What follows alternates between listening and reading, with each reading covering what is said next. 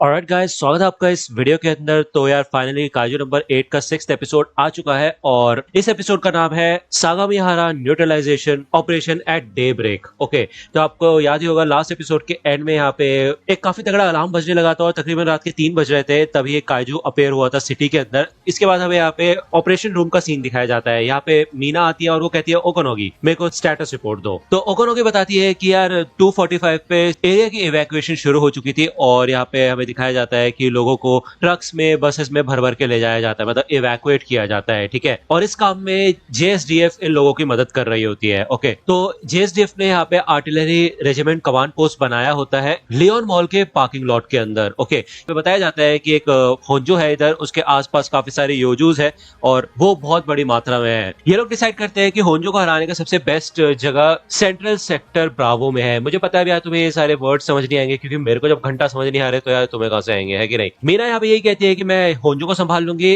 और सेक्टर एको को हम स्नाइपर पॉइंट की तरह यूज करेंगे। ठीक है, और इस ऑपरेशन का नाम होगा सागामिहारा न्यूट्रलाइजेशन ऑपरेशन। ओके, यहाँ पे भी दिखाया जाता है मेन रोड के ऊपर काफी सारे कॉन्वॉय होते हैं और इसके अंदर यहाँ पे होशिना की पूरी यूनिट होती है जिसमें काफका भी शामिल होता है। ओके, ये लोग काफी ज्यादा डरे हुए होते हैं। ओके, सामने इधर किकोरू बैठ के सोच रही होती है काफका के बारे में कि ये काइजू नंबर 8 है तो काफका हिबिनो मेरे को डिसअपॉइंट मत करना। तभी यहाँ पे काफका को भाई उल्टी से आने लग जाती है क्योंकि उसकी इतनी ज्यादा वाट लग रही थी, उसको इतना डर लग रहा था कि उसने बहुत ज्यादा खा लिया है। ठीक है, अब उसको उल्टी आ रही होती है इधर। तो यार कोई भी मोमेंट सीरियस नहीं रहने देता काफका इधर और हर मोमेंट को फनी बना देता है, जो कि काफी अच्छी बात है। हमें यहाँ पे लियोन मॉल का सीन दिखाया जाता है इवैक्यूएशन एरिया का और सुबह के 4 बज गए होते हैं ऑलमोस्ट। ओके, इधर काफी लोगों को इवैक्यूएट करके लाया गया होता है। वही दूसरी ओर हमें at the kaiju artillery battalion का सीन दिखाया जाता है जो कि भाई अटैक करने के लिए एकदम तैयार होते हैं। हमें होशिना के प्लेटून का जब सीन दिखाया जाता है तो इधर होशिना के ग्रुप में आपको पता है काफका भी होता है और इस न्यूट्रलाइजेशन एरिया को देख के उसे थोड़ा नर्वस फील हो रहा होता है। वो देखता है कि यहाँ सामने जो होंजो खड़ा है वही इनका मिशन है। ये होंजो कंटिन्यूअसली आगे बढ़ रहा होता है और हमें बताया जाता है कि जो कैप्टन आशिरो की यूनिट है वो होंजो से निपट लेगी, लेकिन दिक्कत ये है कि ये होंजो अपने आसपास काफी सारे योजूस को पैदा कर रहा है जो कि कंटिन्यूअसली बढ़ते जा रहे हैं। तो इन लोगों को यहाँ पे कम से कम डैमेज रख के इस होंजो को खत्म करना होगा। और हमें होशिरा बताता है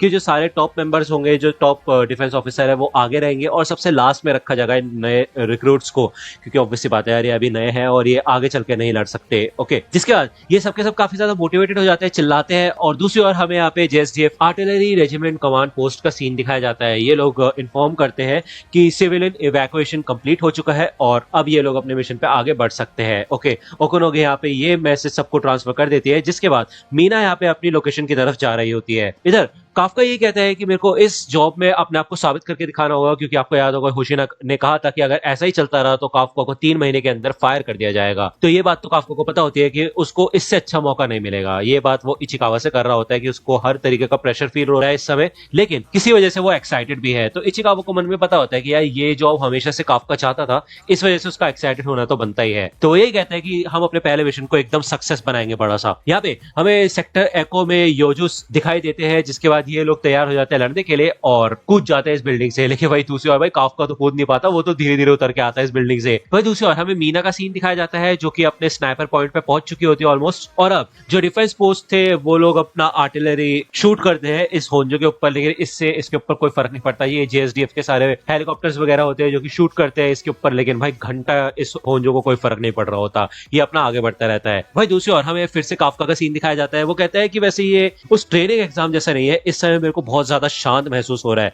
वो धीरे धीरे करके आगे बढ़ने लग जाता है और वो कहता है ये बात तो है कि मेरा सूट मेरी बहुत मदद कर रहा है। यहाँ पे उसके अंदर की जो कॉम्बैट पावर होती है ना वो धीरे धीरे करके बाहर निकलने लग जाती है। तभी भाई एक योजू आता है, उसको ठोकर मार के उड़ा देता है। भाई वो तो जाके कूड़े में गिरता है सीधा। तो किकोरू कहती है यार तुम्हारी कॉम्बैट पावर सिर्फ 1% है तो पीछे रहो ना, आगे का भाग रहे हो तुम। तो ये जो वेटरन्स होते हैं आगे, मतलब जो इनसे थोड़े सीनियर होते हैं, ये लोग कहते हैं यार अब इन छोटे बच्चों की बेबी सिटिंग करनी पड़ेगी क्या हमको? किसी ऐसी जगह नहीं जा सकते तुम लोग जहाँ पे बस बैठ के तुम देख सको, हमारे रास्ते में ना हो। ठीक है, तो ये सुनकर तो किकोरू को अजीब सा लगता है क्योंकि ऑब्वियसली बात है किकोरू तो कमाल की है कि नहीं। यहाँ पे वो अपना जलवा दिखाती है इन सारे वेटरन्स को, वो आसानी से इन सारे के सारे योजूस को निपटा देती है जिसको निपटाने के लिए ये भाई इतनी मेहनत कर रहे थे तब से। ओके, तो यार हमारी किकोरो भी काफी कमाल की है, वो कोई मजाक नहीं है, ठीक है ना। ये वेटरन्स देख के शौक हो जाते हैं कि एक रुकी के अंदर इतनी कमाल की पावर कैसे आ सकती है। तो काफका यहाँ पे पीछे से कहता है नाइस वर्क किकोरू।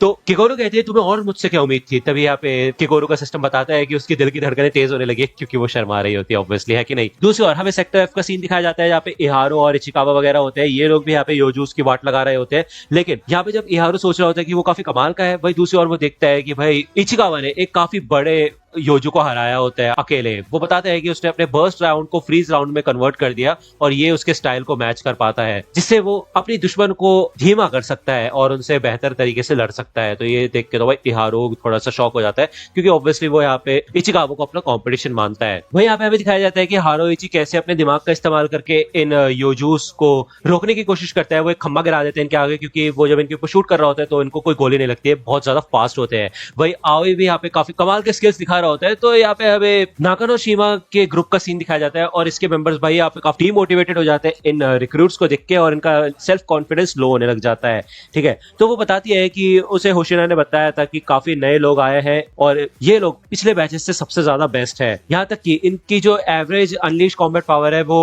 इतने सालों में सबसे ज्यादा देखी गई है। यहाँ पे कंटिन्यूस रिपोर्ट्स आ रही होती है कि योजूस को खत्म किया जा रहा होता है और काफका ये सारी रिपोर्ट्स देख रहा होता है। वो यहाँ पे रियलाइज करता है कि कैसे वो यहाँ पे कुछ भी नहीं कर पा रहा, बाकी सब लोग जबकि इतनी मदद कर रहे हैं। ओके, तब यहाँ पे काफका को पहले वाला सीन याद आता है जब वो वेटरन ने कहा था कि तुम पीछे बैठ के देख नहीं सकते क्या जब तक हमें दुश्मन के कमजोर हिस्सों का पता न चल जाए। तो यार ये वाली बात मैंने तुम्हें नहीं बताई थी, अब बता दी। ओके, तो कमजोर हिस्सों की जहां तक बात आती है तो काफका ने भाई काफी सारी काजूस की डेड बॉडीज को देखा है तो वो आसानी से वीक पॉइंट्स का पता लगा सकता है। तो अब वो ये सोचता है कि जो उसके असली हथियार है उसे उससे ही लड़ना चाहिए, यानी कि उसकी जो नॉलेज है काजू के बारे में। तो वो जाता है और इस योजू की बॉडी को काट पाट के देखता है और देखता है कि वो अपनी सूट की 1% पावर की वजह से भी आसानी से इसकी बॉडी को काट पाता है। काश ये लोग इस सूट को मास प्रोड्यूस करे जिससे कि जो क्लीनिंग स्क्वाड है उनको भी ये सूट्स दिए जाए, इससे उनका काम आसान हो जाएगा, है कि नहीं। यहाँ पे वो समझ जाता है कि ये योजो एक फंगल टाइप है और आमतौर पे जहां पे इसका कोर होना चाहिए वहां पे उसका कोर नहीं है। तो वो यहाँ पे इसका कोर ढूंढना शुरू करता है और वाइस कैप्टन होशिना को इन्फॉर्म कर देता है कि उसको योजू का कोर मिल चुका है जो कि उसकी गर्दन के नीचे है। अगर ऑफिसर्स योजूस के ऊपर साइड से हमला करेंगे उनकी गर्दन पे तो आसान होगा इनको हराना, ठीक है ना। वही दूसरी ओर एक और बहुत इंपॉर्टेंट बात है जो कि ये है कि इन योजूस के ऊपर व्हाइट कलर के ऑर्गन से बने हुए हैं, जिसका मतलब ये है कि रिप्रोड्यूस कर सकते हैं, फिर चाहे ये मर ही क्यों ना जाए ये तब तक पैदा होते रहेंगे जब तक हम इन व्हाइट बम्प्स को डिस्ट्रॉय नहीं कर देते, ठीक है। तो इस इन्फॉर्मेशन से होशिना काफी ज्यादा खुश होता है और वो कहता है कि तुमने काफी अच्छा काम किया काफका, लगता है कि जो तुमने रात भर पढ़ाई की थी वो काम में आई काफी ज्यादा। तो ओकोनोगी को ये इन्फॉर्मेशन बोला जाता है कि सारे ऑफिसर्स को बता दिया जाए। यहाँ पे होशिना शाबाशी देता है काफका को और काफका कहता है ठीक है फिर मैं बाकी जो योजू की लाशें हैं उनमें से ये रिप्रोडक्टिव ऑर्गन्स को खत्म करके आता हूँ। ओके, यहाँ पे काफका यही सोचता है कि फिर चाहे कुछ भी हो जाए वो मीना के साथ जाके जरूर खड़ा होगा, उसकी मदद करेगा। ओके, तभी यहाँ पे भी दिखाया जाता है काफी तगड़े धमाके हो रहे होते हैं इस होंजो के ऊपर और हमें बताया जाता है कि इस होंजो के लेग्स पे ये सारे डिफेंस फोर्सेस अटैक करेंगी। ओके, यहाँ पे मीना तैयार हो चुकी होती है, भाई उसके हाथ में इतना खतरनाक वेपन होता है, उसने टारगेट लॉक कर लिया होता है होंजो के ऊपर। और भाई हमें दिखाया जाता है कि जो मीना की अनलीश कॉम्बैट पावर होती है वो 96% होती है एंड वो परमिशन मांगती है अटैक करने के लिए, ठीक है। वो याद करती है कि काफका ने बचपन में उससे कहा था कि देखते हैं सबसे कूलेस्ट डिफेंस ऑफिसर कौन बनेगा और इस समय तो सच बताओ तो भाई मीना ही कूलेस्ट लग रही होती है। वो देखती है साइड में काफका खड़ा होकर देख रहा होता है और वो कहती है कि देखो काफका इस समय ऐसी हूं मैं। तो बेसिकली वो कहना चाहती है कि वो इतनी कूल है इस समय, ठीक है ना। और बात तो सही है वैसे। वो यहाँ पे रेडी होती है इस अटैक के लिए और काइंड ऑफ भाई इस काइजू को बीच में से फाड़ के रख देती है, लेकिन हमें दिखाया जाता है कि उसका कोर एक्सपोज हो चुका होता है लेकिन अभी डैमेज नहीं हुआ होता, जिसकी पावर को देख के सबके सब लोग शॉक हो जाते हैं। होशिना कहता है कि देखो काफका ये है वो इंसान जिसके साथ खड़े होने की तुम बात कर रहे हो, उसके साथ खड़े होने के लिए तुम्हें समझ आना चाहिए कि तुम्हें कितनी ताकत की जरूरत है। यहाँ पे मीना फिर से परमिशन लेती है एक और अटैक करने की और वो इसके कोर पे अटैक करके इसका पूरा कोर उड़ा देती है। अभी भी उसकी थोड़ी बहुत बॉडी बची होती है जो कि नीचे गिर जाती है, लेकिन फिर से यहाँ पे परमिशन मांगती है मीना अटैक करने के लिए थर्ड राउंड के लिए। ओके, उसको परमिशन दे दी जाती है, वो फिर से इस बॉडी की ऐसी तैसी करके रख देती है। वो फिर से फोर्थ ऑर्डर मांगती है भाई, जिसको देख के सभी शॉक हो जाता है। वो बोलते हैं कि भाई वो तो खत्म हो चुका है ना होंजू, तो क्या मतलब है उसके ऊपर फिर से अटैक करने का। तो मीना कहती है बस ऑर्डर दो मुझे। तो उसको रॉजर बोल दिया जाता है, जिसके बाद वो इस बचे हुए हिस्से की भी वाट लगा देती है। इसको देख के काफका काफी ज्यादा इंप्रेस हो जाता है और साइड में से होशिना आता है। वो कहता है देख रहे हो ना तुम उसकी ताकत, वो कितनी ज्यादा ताकतवर है, अगर उसके साथ खड़ा होना है तो तुम्हें काफी ज्यादा ताकतवर होना होगा। तो काफका कहता है कि और और वाइस कैप्टन होशिना आप कर सकते हो ऐसा कुछ? तो होशिना कहते हैं ना ऐसा तो हो ही नहीं सकता। तो काफका कहते हैं क्या हो ही नहीं सकता? होशिना बताता है कि लॉन्ग रेंज अटैक के अंदर उसके जो अनलीश कॉम्बैट पावर है वो इतना ज्यादा काम नहीं कर पाती। मैं ऐसे बड़े बड़े मॉन्स्टर्स को खत्म नहीं कर सकता, लेकिन अगर बात हो छोटे मॉन्स्टर्स की या फिर मीडियम साइज मॉन्स्टर की, तभी यहाँ पे पीछे से एक योजो आता है बड़ा सा। इससे पहले कि काफका कुछ कर पाए तभी भाई पलक झपकते होशिना उसको अपनी कटाना से काट के रख देता है। मतलब एक सेकंड भी नहीं लगता उसको और उसके टुकड़े टुकड़े हो जाते हैं। होशिना कहता है कि हाँ तो इस मामले में मैं बेटर हूँ जब बात हो क्लोज रेंज अटैक की। काफका देख भी नहीं पाता कि ये सब हुआ क्या, और होशिना बताता है कि उसकी फैमिली काइजो हंटर्स के एक ऐसे क्लैन से है जो कि मोरोमाची पीरियड से लड़ते आ रहे हैं।